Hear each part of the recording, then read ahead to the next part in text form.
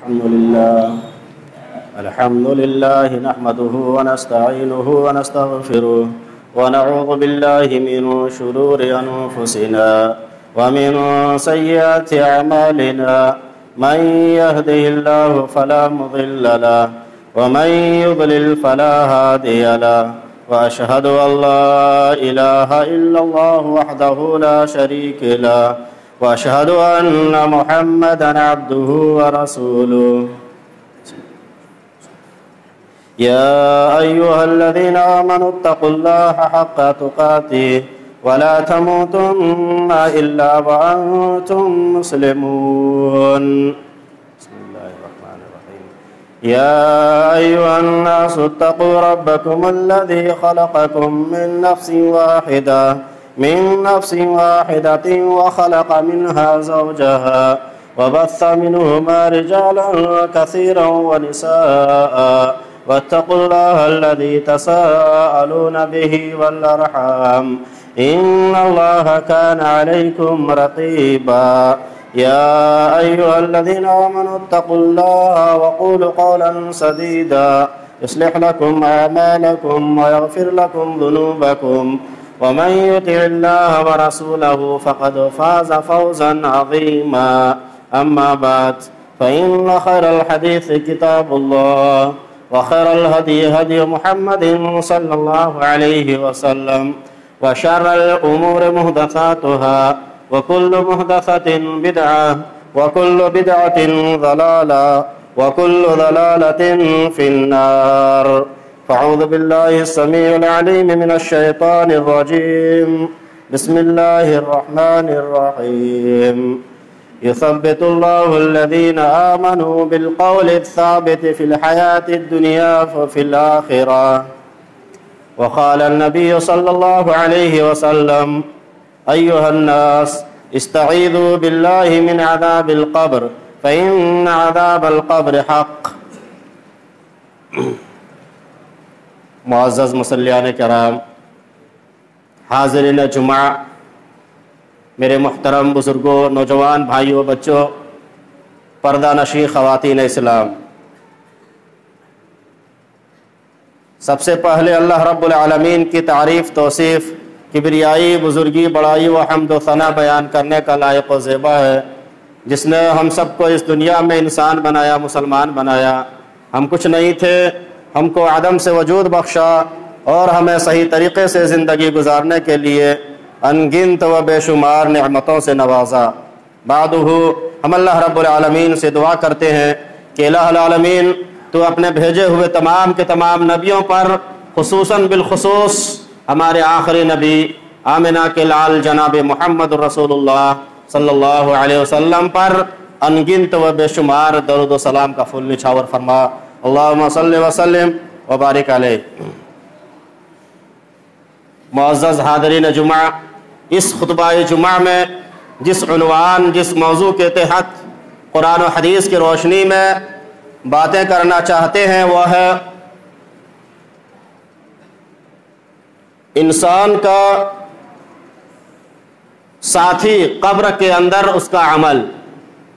انسان کا ساتھی، انسان کا دوست برزخ کی زندگی میں، قبر کی زندگی میں کون ہوگا؟ اس کا عمل ہوگا۔ تو آئیے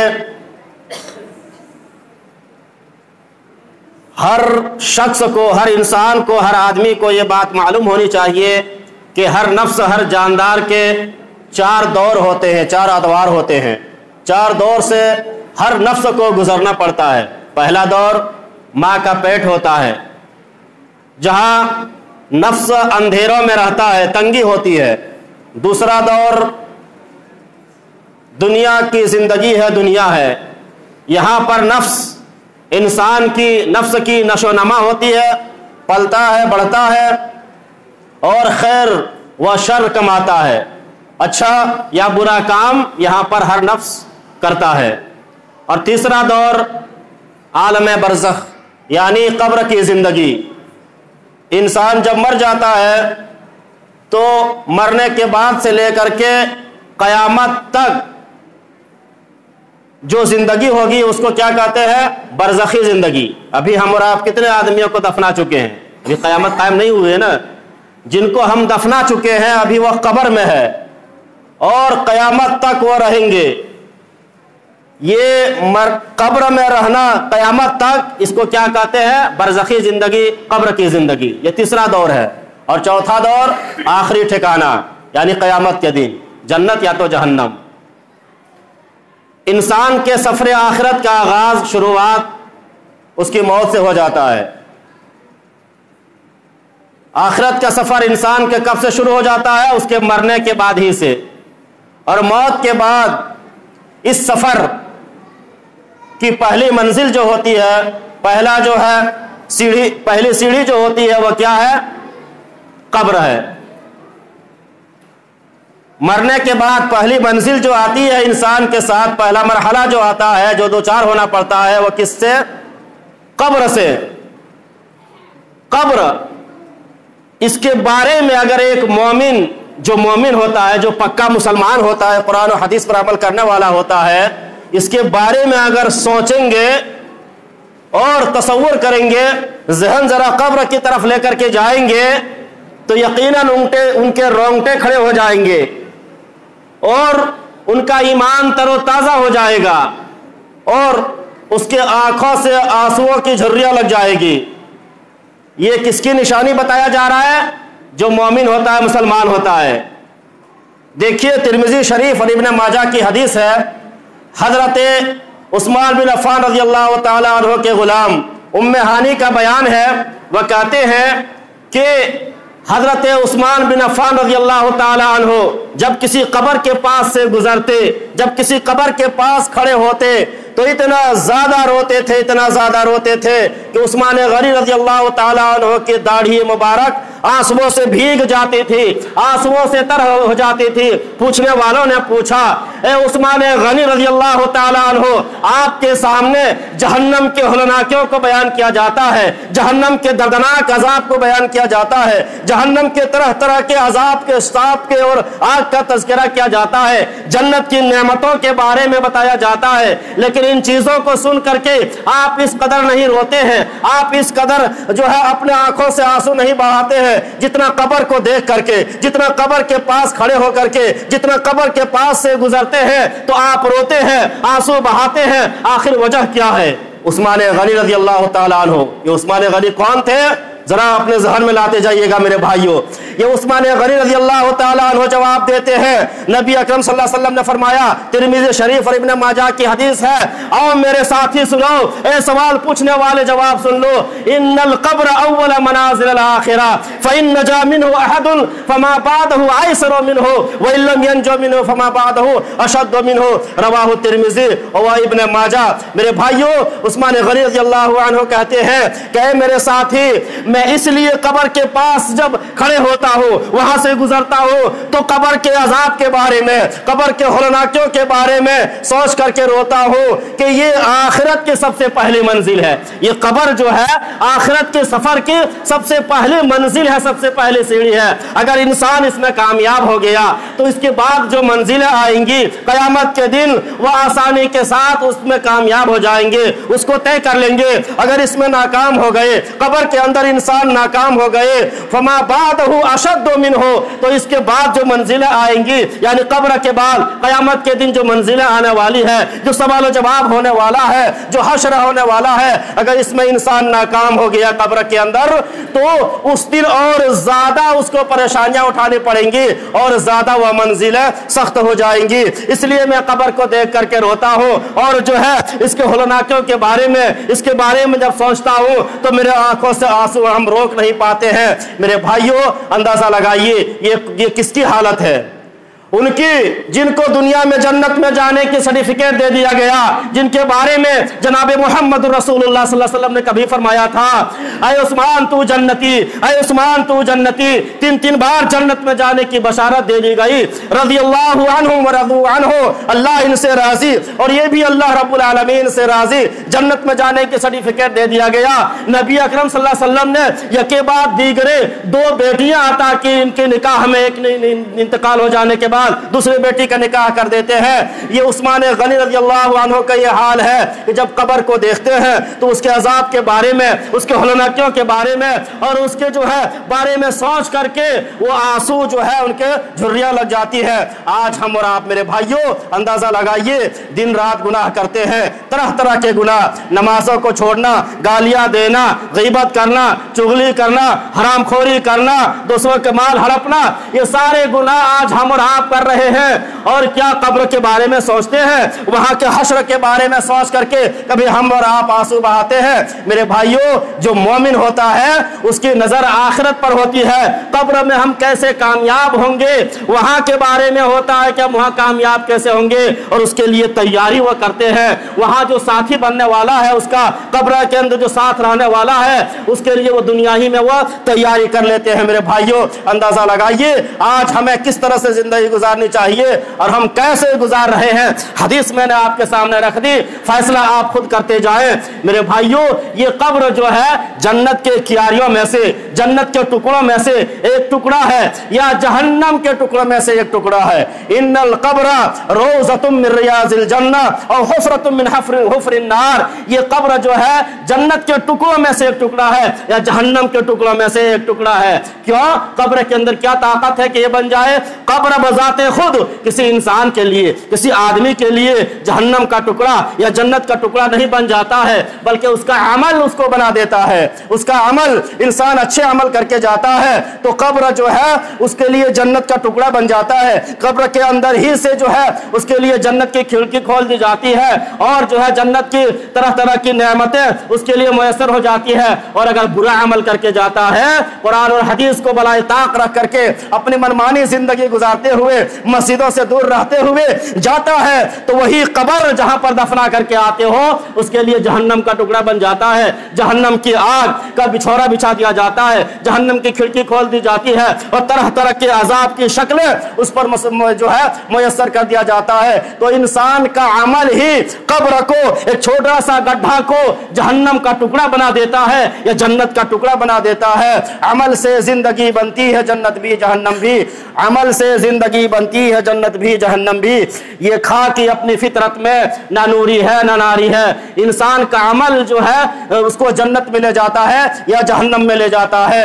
हम जो, हमारी क्या ताकत मेरे भाइयों कि हम जो है खुद बखुद जो है हम कब्र को जो है अजाब का, जहन्नम का टुकड़ा या जन्नत का टुकड़ा बना लें। नहीं, हमारा अमल जो है कब्र को इस तरह से बनाता है। आप अंदाजा करें कि हम जो है आज क्या कर रहे हैं इस दुनिया में। आइए, तिरमिज़ी शरीफ और इब्न माजा की हदीस है, इब्न माजा की सही हदीस है।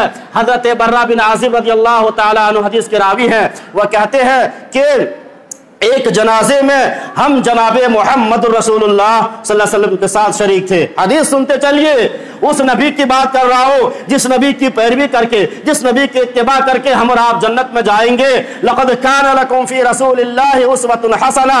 वह नबी जिनको अल्लाह रब्बुल आलमीन ने सारी दुनिया के लोगों के लिए आइडियल बनाया, नमूना बनाया, जिनकी इत्तिबा करके हम और आप कामयाब होंगे, वह नबी की बात है, उस नबी की हदीस है। क्या फरमाया आप सल्लल्लाहु अलैहि वसल्लम ने?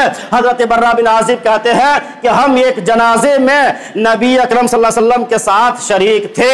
अभी कब्र खोदा जा रहा है, उधर कब्र तैयार नहीं हुई है।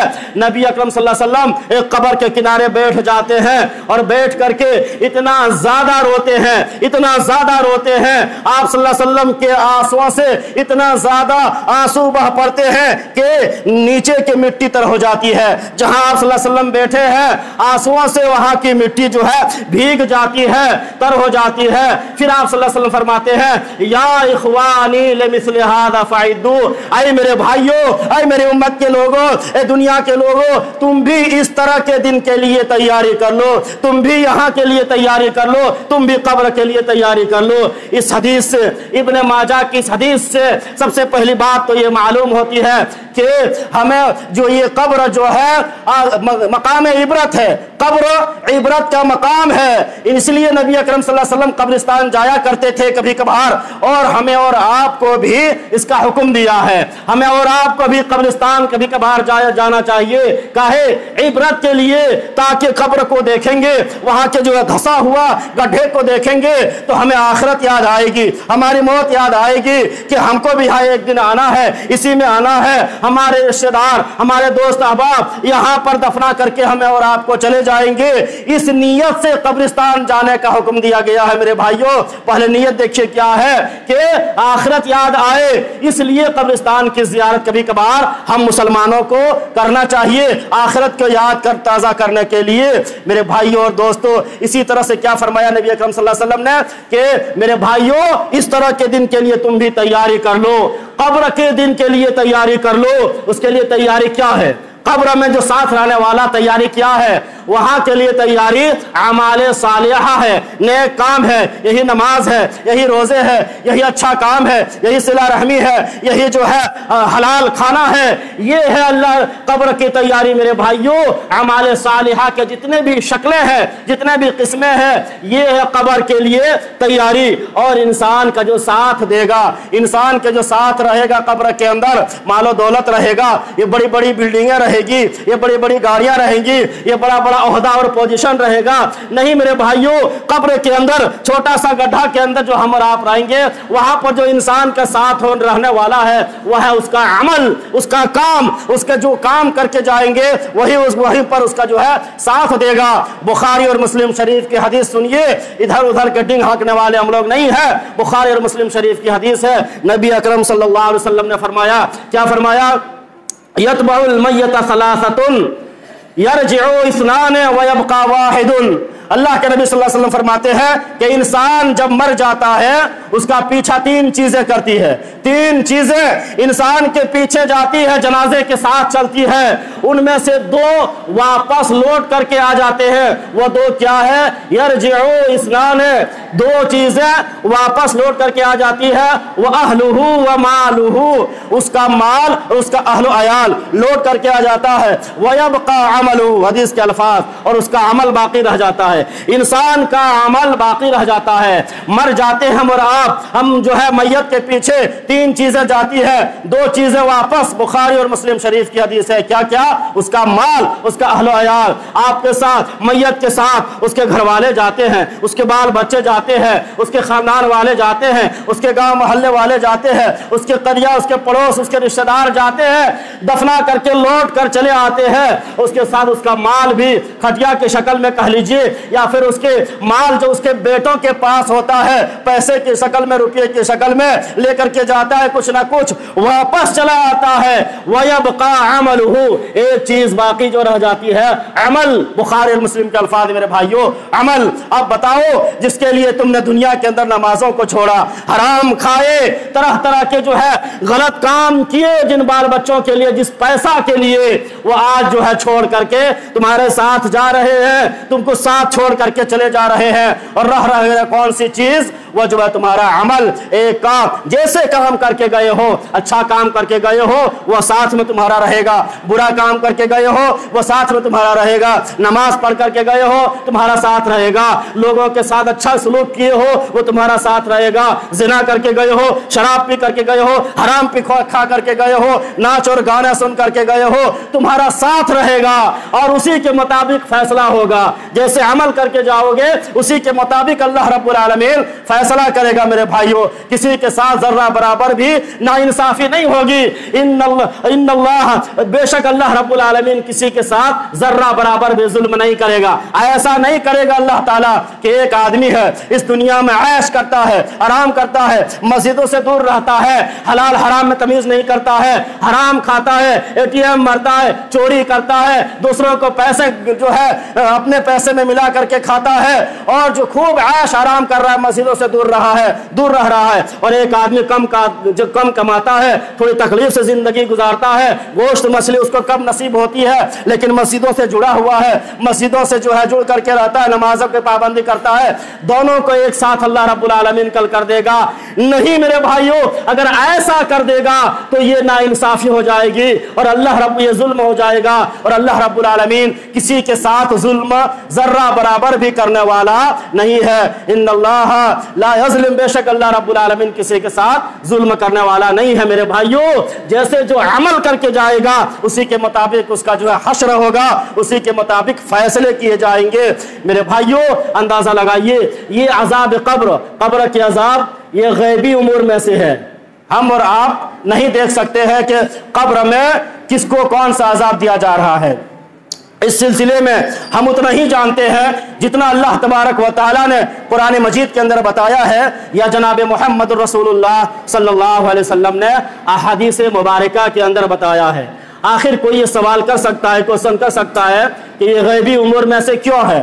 یہ قبر میں جو انسانوں کو عذاب دیا جاتا ہے، زندہ لوگ جو ہوتے ہیں، قبر میں میت کو جو عذاب دیا جاتا ہے، چیختا ہے، چلاتا ہے، یا جیسے اس کی مار پڑتی ہے، ہم زندہ لوگ کیوں نہیں سن سکتے ہیں؟ اس کے چیخ و پکار کو کیوں نہیں دیکھ سکتے ہیں، اور کیسے نہیں سن پاتے ہیں؟ یہ کوئی سوال کر سکتا ہے؟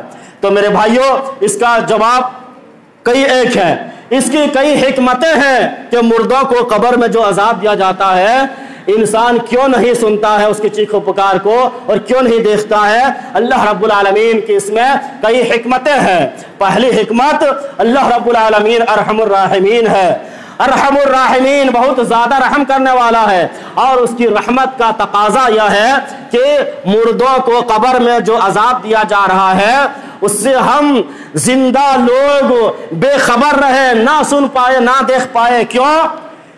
کیونکہ کسی انسان کو مثلا حماد نام کا کوئی شخص ہے، اس کا باپ مر چکا، یا بیوی مر چکی، یا بیٹا مر چکا، اب حماد کو یہ معلوم ہو جائے کہ میرے باپ کو قبر میں عذاب دیا جا رہا ہے، میری بیوی کو قبر میں عذاب دیا جا رہا ہے، میرا بیٹا کو قبر میں عذاب دیا جا رہا ہے، میرے فلاں رشتہ دار کو قبر میں عذاب دیا جا رہا ہے، تو بتائیے حماد کی زندگی دنیا میں کیسے گزرے گی؟ اگر اس کو پتہ چل جائے کہ میرے ماں باپ کو قبر میں عذاب دیا جا رہا ہے تو یہ دنیا میں کتنا پریشان رہے گا کہ ہاں افسوس، میرے ماں کو، میرے باپ کو، میری بیوی کو، میرے بھائی کو، میرا فلاں رشتہ دار کو قبر میں عذاب دیا جا رہا ہے۔ وہ گھٹ گھٹ کر کے ہی دنیا میں آخر جو ہے آدھی زندگی جو ہے اس کی چلی جائے گی، وہ کتنا پریشان رہے گا۔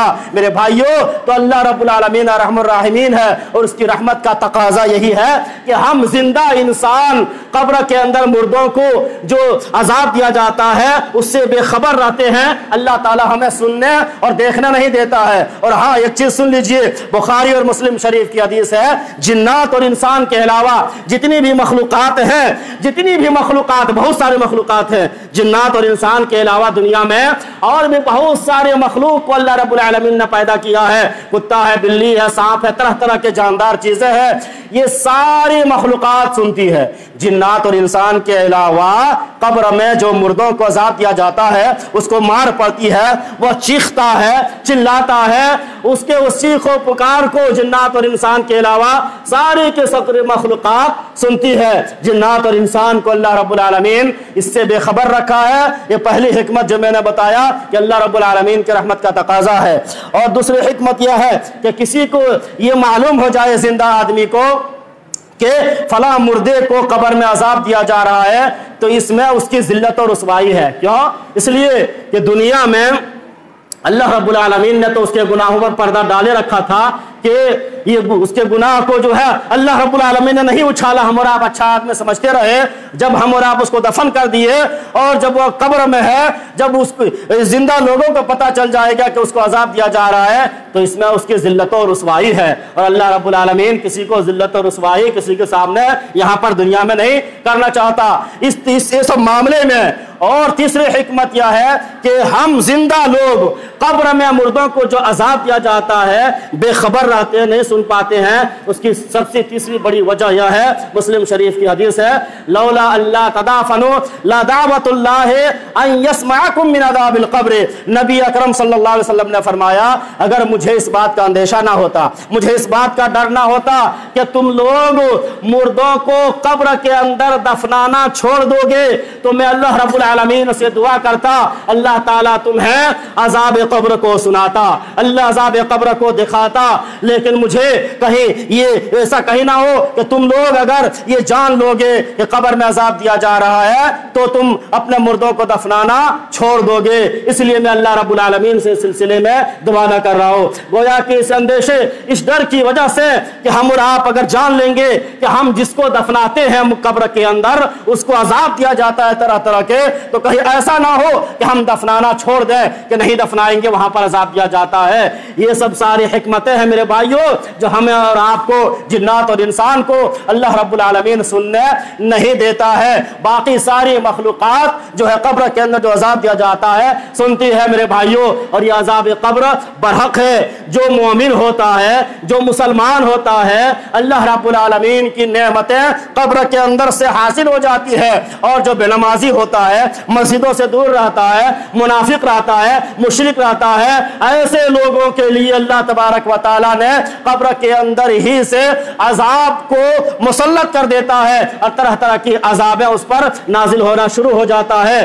اللہ تبارک و تعالیٰ نے 24واں پارہ کے اندر سورہ مومن کے اندر اس طرح فرمایا، النار یعرضون علیہا غدوا وعشیا ویوم تقوم الساعة ادخلوا آل فرعون اشد العذاب۔ اللہ رب العالمین فرماتا ہے کہ یہ آگ ہے جس پر یہ صبح و شام پیش کیا جاتا ہے، اور جب قیامت قائم ہوگی تو حکم ہوگا کہ آل فرعون کو، فرعون اور اس کے لشکر کو جہنم کے عذاب میں ڈال دو۔ کس کے بارے میں کہا جا رہا ہے؟ فرعون اور اس کے لشکر کے بارے میں کہا جا رہا ہے کہ ہر صبح و شام کو جو ہے اس کو آگ کے اندر پیش کیا جاتا ہے، اور جب قیامت قائم ہوگی تو اس کے لیے حکم ہوگا جہنم میں ڈال دو۔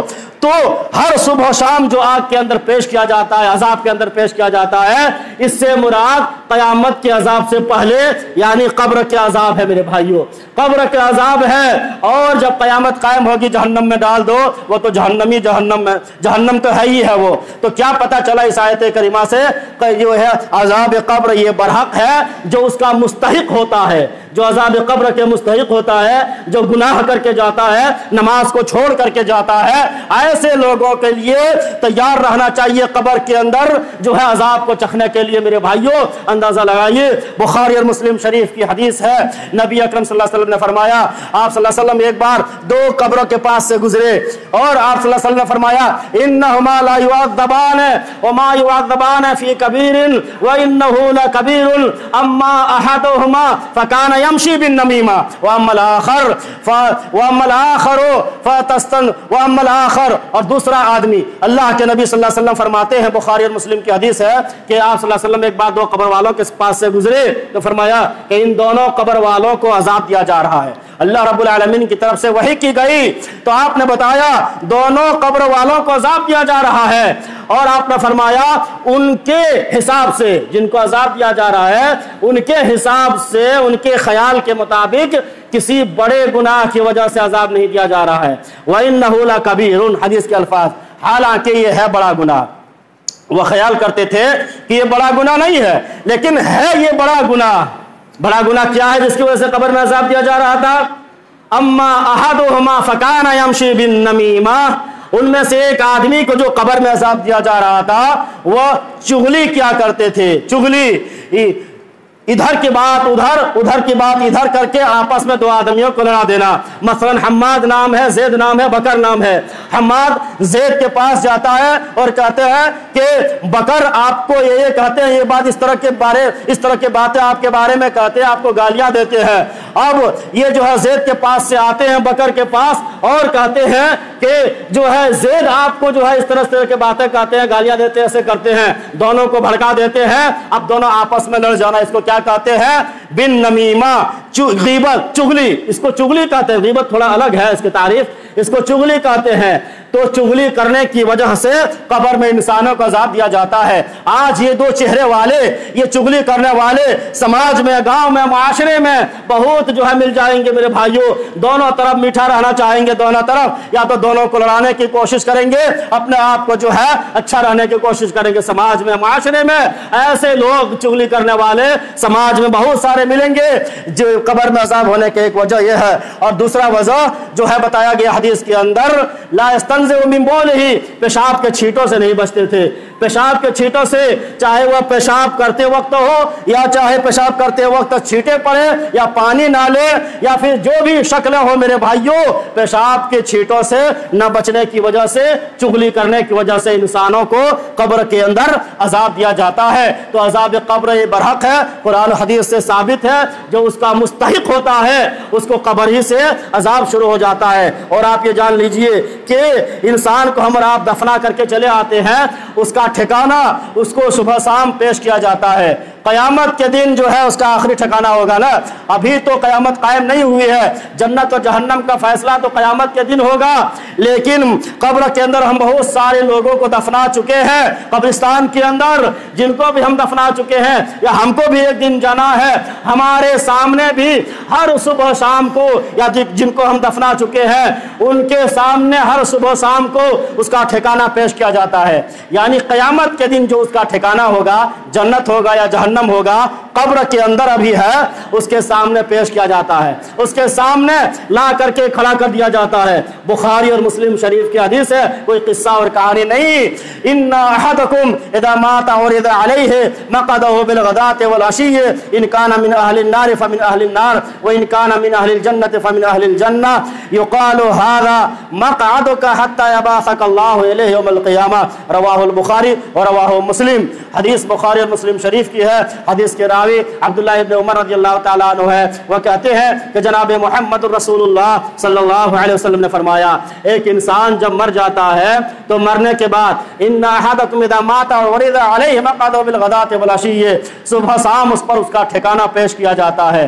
اگر وہ جنتی ہے قیامت کے دن جنت میں جائے گا تو جنت اس کے سامنے لا کر کے کھڑا کر دیا جاتا ہے۔ اللہ رب العالمین کے لیے کوئی چیز مشکل نہیں ہے میرے بھائیوں۔ اور اگر وہ جہنمی ہے، قیامت کے دن وہ جہنم میں جانے والا ہے تو جہنم اس کے سامنے لا کر کے کھڑا کر دیا جاتا ہے۔ وَيُقَال، حدیث کے الفاظ، اور اس سے کہا جاتا ہے کہ لو، یہ دیکھ لو، یہ تمہارا ٹھکانہ ہے جس میں قیامت کے دن تم اٹھائے جاؤ گے اور اس میں ڈالے جاؤ گے۔ اب اندازہ لگاؤ میرے بھائیوں، جو ایک بہت سا بڑا جو ہے محل سمجھ لیجئے، مکان سمجھ لیجئے، اور اس میں طرح طرح کے جو ہے عیش اور آرام کی چیزیں ہو، بغان ہو، پھل ہو، فروٹس ہو، اور ہر عیش و آرام کی چیزیں وہاں پر میسر ہو۔ آپ سے کہا جائے کہ بھائی آپ کو 10 سال 20 سال کے بعد اس محل میں، اس مکان میں جانا ہے، تو آپ کتنے زیادہ خوش ہوں گے کہ ارے اتنے سارے عیش و آرام کی چیزیں ہیں، ساری عیش و آرام کی چیزیں وہاں پر موجود ہے۔ 10 سال یا 20 سال کیوں جلدی نہ جو ہے پورا ہو جائے، ہم جلدی سے وہاں پر جائیں گے، آپ یہ تمنا کریں گے۔ اور ایک مکان میں، ایک ہال میں جو بہت طرح کے عذاب جو ہے کہ چیزیں وہاں پر موجود ہو، بڑے بڑے سانپ ہو، بچھو ہو، اور لہکتی ہوئی آگیں ہو، انگارے ہو، اور طرح طرح کے عذاب کی چیزیں ہو، آپ سے کہا جائے کہ 10 سال 20 سال کے بعد آپ کو اس محل میں جانا ہے، اس عذاب میں جانا ہے، تو آپ کی زندگی کیسے گزرے گی میرے بھائیوں؟ آپ اندازہ لگائیے۔ ہائے افسوس، مجھے 10 سال کے بعد، مجھے 20 سال کے بعد اس عذاب کے گھر میں جانا پڑے گا، کیسا آپ کو لگے گا؟ قبر میں ویسا ہی ہوتا ہوگا میرے بھائیوں۔ حدیث کے اندر موجود ہے، جو جہنمی ہے جہنم اس کے سامنے، لو دیکھ لو، کل قیامت کے دن جو ہے تم کو اس میں جانا ہوگا۔ یہ جو جنتی ہے، لو دیکھ لو جنت، یہ کل قیامت کے دن تم کو اس میں جانا ہوگا۔ جنتی کتنے خوشی ہو، وہ کتنا زیادہ خوش ہوتے ہوں گے جنتی، اور جہنمی جہنم کو دیکھ کر کے اس کے حالات کیا ہوتے ہوں گے، فیصلہ خود کرتے جائے۔ حدیث میں نے آپ کے سامنے رکھ دی میرے بھائیوں۔ اسی طرح سے بخاری اور مسلم شریف کی حدیث ہے، حضرت انس بن مالک رضی اللہ تعالیٰ عنہ حدیث کے راوی ہیں، وہ کہتے ہیں کہ نبی اکرم صلی اللہ علیہ وسلم نے فرمایا، ان العبد बंदे को जब कब्र के अंदर रख दिया जाता है, इन्नल अब्दा इज़ा वज़िया फ़ी क़ब्रिही फ़तवल्ला अन्हु अस्हाबुहु व इन्नहु लयस्मउ ख़फ़क़ा निआलिहिम, बंदे को जब कब्र के अंदर रख दिया जाता है और उसको रखने के बाद जब उसका साथी वापस लौटते हैं, उसके जो है जो दफनाने के लिए गए थे दोस्त अहबाब गांव वाले मोहल्ले वाले रिश्तेदार वापस लौटते हैं, व इन्नहु लयस्मउ ख़फ़क़ा निआलिहिम, तो वह मुर्दे उसके आने जूतों की आहट सुन रहा होता है। जिसको हम और आप दफना करके लौट रहे हैं, अल्लाह रब्बुल आलमीन उसमें रूह लौटाता है। हमारे उन आने की आवाज़ों को, हम जो चलते हैं हमारे उन चाल की आवाज़ों को, हमारे उन जो है पैरों की आवाज़ों को वह मुर्दे उस वक्त सुन रहा होता है। ये बुखारी और मुस्लिम शरीफ की हदीस है। इस हदीस से क्या पता चला कि मुर्दे सुनते हैं, लेकिन मेरे भाइयों ये हर वक्त मुर्दे नहीं सुनते, इससे इस्तेदलाल नहीं कर सकते हैं। ये इस खास मकाम पर अल्लाह रब्बुल आलमीन उस मुर्दे को सुनाता है मकाम इबरत के लिए, इबरत हासिल करने के लिए, नसीहत हासिल करने के लिए कि लो देख लो, जिसके खातिर तुमने दुनिया में नमाजों को छोड़ा, जिसके लिए तुमने दुनिया में हलाल और हराम में तमीज़ नहीं की, जिस बेटा के लिए, जिस बेटी के लिए, जिस बाल बच्चे के लिए, जिस बीवी के लिए, जिस घर वालों के लिए तुमने नमाज के वक्त दुकान की शटर बंद नहीं किया, ग्राहक को तरजीह दिया, हराम पैसे भी डाल लिए, वही बाल बच्चे, वही बेटा, वही खानदान वाले तुमको साथ छोड़ के जा रहे हैं, कोई तेरा साथ देने वाला नहीं। इबरत के तौर पर अल्लाह रब्बुल आलमीन वहां पर उस मुर्दे को सुनाता है, लो देख लो, तुम्हारा ये सारा माल, तुम्हारा ये बेटा, तुम्हारे ये बीवी, तुम्हारे रिश्तेदार, तुम्हारे ये करीबी, सबके साथ तेरा साथ छोड़ करके जा रहा है, आज तेरे कोई साथ देने वाला नहीं है। उस वक्त अल्लाह रब्बुल आलमीन खास तौर पर सुनाता है, वरना मुर्दे हर वक्त सुनते नहीं हैं। खास मका इबरत के लिए अल्लाह रब्बुल आलमीन उस वक्त सुनाता है। और फिर दो फरिश्ते आते हैं, उसको उठा करके बिठाते हैं। दूसरी हदीसों के अंदर पूरी वजाहत मौजूद है कि बिठाने के बाद उससे 3 सवालात करते हैं, मन रब्बुका, मा दीनुका, मा कुंत तकुलु फी हाज़ा रजुल, तुम्हारा रब कौन है, तुम्हारा दीन क्या था, इस आदमी यानी नबी अकरम सल्लल्लाहु अलैहि वसल्लम के बारे में तुम क्या कहते हो। बहुत सा इसमें इख्तिलाफ है कि नबी करीम सल्लल्लाहु अलैहि वसल्लम वहां मौजूद रहते हैं कि नहीं रहते हैं। बहरहाल जल्दी जल्दी मैं बातें बता रहा हूँ, वक्त मेरा होने वाला है।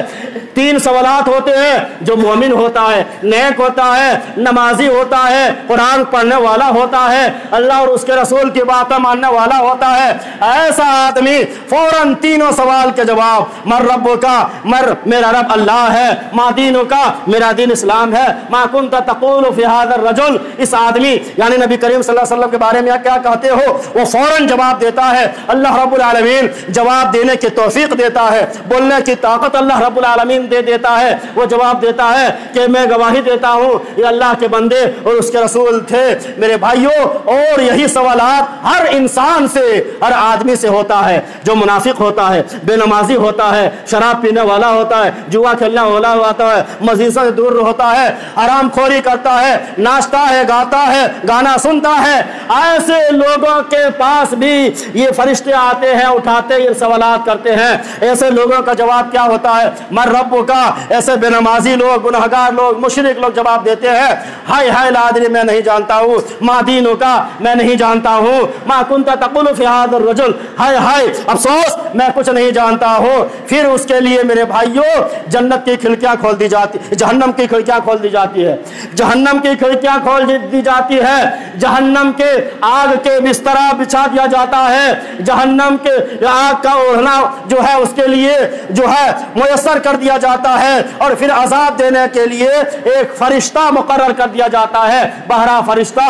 बुखारी और मुस्लिम के अल्फाज है, फयुज़रबु बिमतारिक़ मिन हदीदिन, उसनाई है उसको उस लोहे के हथौड़े से, उस लोहे के गुर्ज से दोनों कनपटियों के दरमियान, दोनों कानों के दरमियान में इतना जोर से मारता है उस लोहे के हथौड़े से, मिन हदीदिन, हदीस के अल्फाज मेरे भाई, हदीद के माना लोहा होता है, लोहे के हथौड़े से इतना जोर से मारता है, फयसीहु सैहतन, कि उसके चीखो पुकार को जिन्नात और इंसान के अलावा सारी मखलूकात सुनती है, जिन्नात और इंसान के अलावा सारी मखलूकात सुनती है। मेरे भाइयों, ये जो है कब्र के अंदर से उसका अजाब शुरू हो जाता है, और जो सारे सवालों के जवाब दे लेते हैं उसके लिए जन्नत की खिड़की खोल दी जाती है, जन्नत का बिछौना बिछा दिया जाता है, उसके लिए कब्र को कुशादा कर दिया जाता है, تا حد نگاہ، جہاں تک اس کی نظر جاتی ہے اس کے لیے قبر کشادہ ہی کشادہ رہتا ہے، اور جو جواب نہیں دے پاتے ہیں، جو بے نمازی ہوتے ہیں وہ کہاں سے جواب دیں گے، جو حرام خوری کرتے ہیں وہ جواب کہاں سے دیں گے؟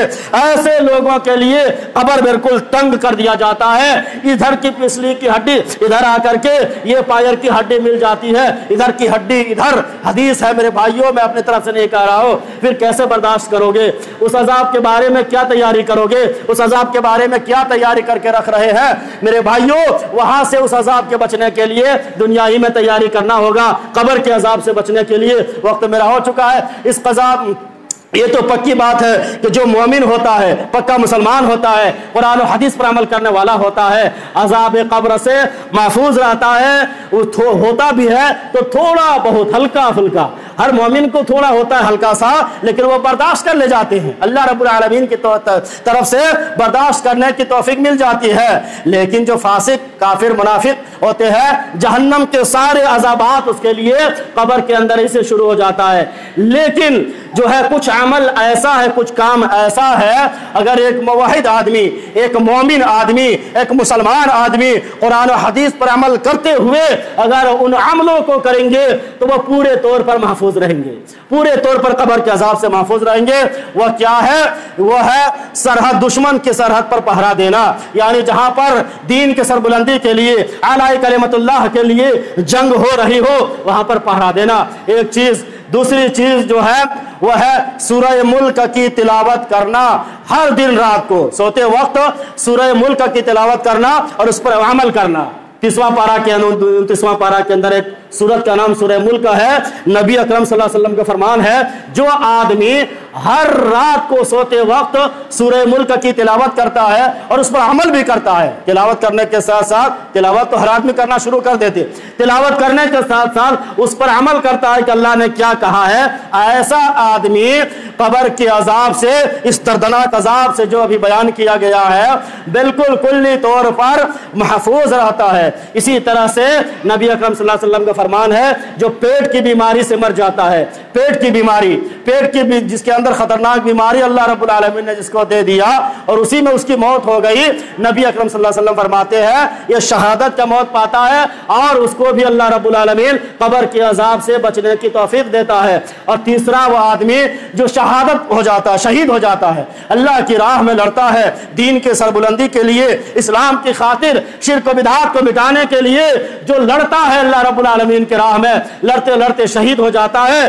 ایسا آدمی عذاب قبر سے محفوظ رہتا ہے۔ اسی طرح سے جس موحد کے مطلب جنہوں نے شرک نہیں کیا ہو، ورنہ شرک کر کے مریں گے تو اس کا جو ہے ٹھکانہ ہمیشہ ہمیشہ کے لیے جہنم۔ جو موحد کا موت، جو مومن اور موحد کا موت جو ہے جمعہ کے دن یا جمعہ کی رات آئے، شرط کیا ہے؟ موحد، نماز کی پابندی کرنے والا ہو، قرآن کی تلاوت کرنے والا ہو، شرک سے بچنے والا ہو، ایسا آدمی اگر جمعہ کے دن یا جمعہ کی رات مرتا ہے، اللہ رب العالمین قبر کے عذاب سے ایسے آدمی کو محفوظ رکھتا ہے۔ تو میرے بھائیوں، میرے اس تقریر کا وقت ہو چکا ہے۔ تقریر کا خلاصہ یہ ہوا کہ کل قیامت کے دن، یعنی مرنے کے بعد ہمارا جو واحد یعنی اکیلا ساتھی ہوگا وہ ہمارا عمل ہوگا، عمل جو عمل کر کے جائیں گے۔ ایسا نہیں کہ ہم خراب عمل کیے، نماز چھوڑے، جوا کھیلے، شراب پیے، حرام کوئے، خوری کیے، وہاں نہیں رہے گا، نہیں، جو عمل کر کے جائیں گے، اچھا عمل یا برا عمل، اچھا عمل یا خراب عمل، اچھا کام یا خراب کام، وہی ایک ساتھی ہمارا ہوگا قبر کے اندر، اور اسی کے مطابق آپ کے ساتھ قبر سلوک کرے گی، اسی کے حساب سے قبر آپ کے ساتھ سلوک کرے گی۔ یہ ہے میرے پورے تقریر کا خلاصہ۔ اب جو ہے وہاں کے عذاب سے بچنے کے لیے، قبر کے عذاب سے بچنے کے لیے جناب محمد رسول اللہ صلی اللہ علیہ وسلم نے ہمیں اس دنیا ہی میں جو ہے اس کے لیے تیاری کرنے کا حکم دیا ہے۔ تیاری سارے کے سارے اعمال صالحہ میرے بھائیوں، ایھا الناس استعیذوا باللہ من عذاب القبر فإن عذاب القبر حق۔ نبی کریم صلی اللہ علیہ وسلم نے فرمایا، مسند احمد کی صحیح حدیث ہے، کہ اے لوگو تم عذاب قبر سے اللہ رب العالمین کی پناہ طلب کرو، فإن عذاب القبر حق، عذاب قبر یہ برحق ہے، یہ چکھنا پڑے گا، اس کا ذائقہ چکھنا پڑے گا، اس لیے اللہ رب العالمین سے اس کے جو ہے اس کے عذاب سے پناہ طلب کرو۔ اے اللہ اللہ میں تیری پناہ چاہتا ہوں عذاب قبر سے۔ یہی وجہ ہے کہ جناب محمد رسول اللہ صلی اللہ علیہ وسلم خود اللہ رب العالمین سے قبر کی عذاب سے پناہ طلب کرتے تھے اور اپنی امتیوں کو بھی حکم دیا، اللہم انی اعوذ بک من عذاب القبر، اے اللہ تو مجھے قبر کے عذاب سے بچا لے۔ ہر فرض نماز کے بعد پڑھنا چاہیے، ہر فرض نماز سے پہلے، ہر نماز سلام پھیرنے سے پہلے پڑھنا چاہیے، ہر فرض نماز کے بعد پڑھنا چاہیے سب ساری دعائیں۔ اگر نہیں یاد ہے تو یاد کرنا چاہیے، امام صاحب سے مولوی صاحب سے پوچھ کر کے پڑھنا ہے میرے بھائیوں۔ یہ سب ساری چیزیں جو ہے اللہ کے نبی صلی اللہ علیہ وسلم کی تعلیم ہے، آپ نے خود عمل کیا اور اپنے امتیوں کو بھی حکم دیا، اور آپ صلی اللہ علیہ وسلم کے حکم پر عمل کریں گے تبھی جا کر کے ہم اور آپ دنیا میں چین کی زندگی اور مرنے کے بعد جو ہے کامیاب ہوں گے۔ ہم اللہ رب العالمین سے دعا کرتے ہیں کہ الہ العالمین تو ہم تمام لوگوں کو قبر کے عذاب سے بچنے کی توفیق عطا فرما۔ اے اللہ تو ہم تمام لوگوں کو ہمیشہ ہمیشہ حق بات، صحیح بات، درست بات کہنے کی توفیق عطا فرما۔ اے اللہ ہم تمام لوگوں کو زیادہ سے زیادہ اعمال صالحہ کرنے کی توفیق عطا فرما۔ اے اللہ ہم میں سے جو بیمار ہے ان کو تو شفائے کلی عطا فرما۔ اے اللہ ہم میں سے جو بے روزگار ہے ان کو تو حلال روزی کمانے کی توفیق عطا فرما۔ اے اللہ ہم میں سے جو اس دنیا سے جا چکے ہیں ان کے قبروں کو تو نور سے بھر دے۔ اے اللہ ہم سب کو تو جب تک اس دنیا میں زندہ رکھ، اسلام پر زندہ رکھ، اور جب خاتمہ فرمانا ایمان پر توحید پر خاتمہ فرمانا۔ اے اللہ ہمارے مسلمان بھائی جہاں پر پریشان حال ہے، اے اللہ تو ان کی پریشانیوں کو جانتا ہے، اے اللہ ان کی پریشانیوں کو دور فرما، اے اللہ ان کو تو غیبی مدد فرما۔ آمین۔ بارک اللہ لنا ولکم فی القرآن العظیم ونفعنا وإیاکم بالآیات والذکر الحکیم، انہ تعالی جواد ملک بالرؤوف الرحیم۔